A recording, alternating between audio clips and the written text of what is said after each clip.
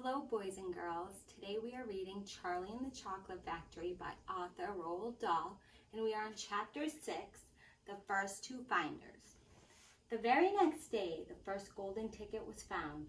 The finder was a boy called Augustus Gloop, and Mr. Bucket's evening newspaper carried a large picture of him on the front page. The picture showed a 9-year-old boy who was so enormously fat he looked as though he had been blown up with a powerful pump. Great flabby folds of fat bulged out from every part of his body, and his face was like a monstrous ball of dough with two small, greedy, curranty eyes peering out upon the world. The town in which Augustus Gloop lived, the newspaper said, had gone wild with excitement over their hero. Flags were flying from all the windows. Children had been given a holiday from school, and a parade was being organized in the honor of the famous youth. I just knew Augustus would find a golden ticket, his mother had told the newspaperman. He eats so many candy bars a day that it was almost impossible for him not to find one. Eating is his hobby, you know. That's all he's interested in. But still, that's better than being a hooligan and shooting off zip guns and things like that in his spare time, isn't it? And what I always say is he wouldn't go on eating like he does unless he needed nourishment, would he?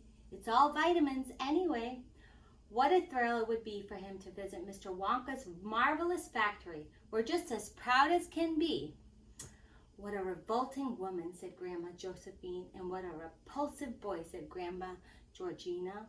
Only 4 golden tickets left, said Grandpa George. I wonder who'll get those.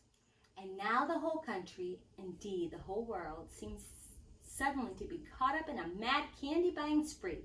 Everybody searching frantically for those precious remaining tickets. Fully grown women were seen going into sweet shops and buying 10 Wonka candy bars at a time, then tearing off the wrappers on the spot and peering eagerly underneath for a glint of golden paper. Children were taking hammers and smashing their piggy banks and running out to the shops with handfuls of money. In one city, a famous gangster robbed a bank of $5,000 and spent the whole lot on candy bars that same afternoon. And when the police entered his house to arrest him, they found him sitting on the floor amidst mountains of candy, ripping off the wrappers with the blade of a long dagger. In far-off Russia, a woman called Charlotte Roos claimed to have found the second ticket, but it turned out to be a clever fake. In England, the famous scientist Professor Foulbody invented a machine which would tell you at once, without opening the wrapper of a candy bar, whether or not this was a golden ticket hidden underneath it. The machine had a mechanical arm that shot out with tremendous force and grabbed hold of anything that had the slightest bit of gold inside it. And for a moment, it looked like the answer to everything. But unfortunately, while the professor was showing off the machine to the public at the candy counter of a large department store, the mechanical arm shot out and made a grab for the gold filling in the back tooth of a duchess who was standing nearby. There was an ugly scene, and the machine was smashed by the crowd. Suddenly, on the day before Charlie Bucket's birthday, the newspapers announced that the second golden ticket had been found.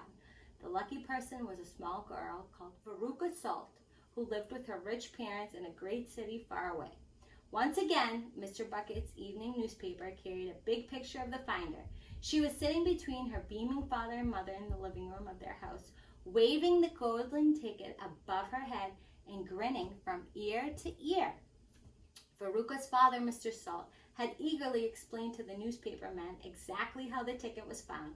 You see, fellers, he said, as soon as my little girl told me that she simply had to have one of those golden tickets, I went out into the town and started buying up all the Wonka candy bars I could lay my hands on. Thousands of them I must have bought. Hundreds of thousands. Then I had them loaded onto trucks and sent directly to my own factory. I'm in the peanut business, you see, and I've got about 100 women working for me over my joints, selling peanuts for roasting and salting. Well, that's what they do all day long, those women. They sit there shelling peanuts. So I says to them, okay, girls, I says, from now on, you stop shelling peanuts and start shelling the wrappers off these crazy candy bars instead. And they did.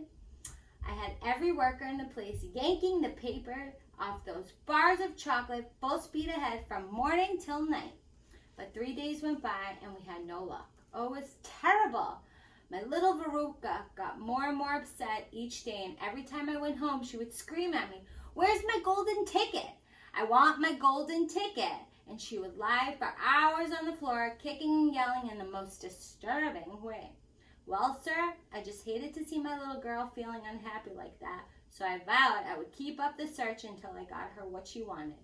Then suddenly, on the evening of the 4th day, one of my women workers yelled, "I've got it!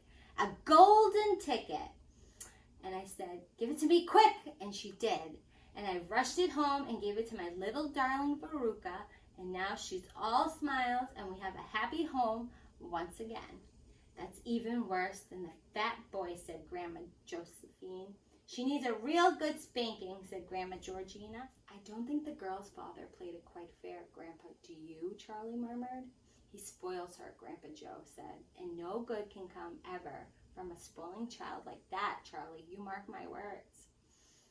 "Come to bed, my darling," said Charlie's mother. "Tomorrow's your birthday, and don't forget that, so I expect you'll be up early to open your present."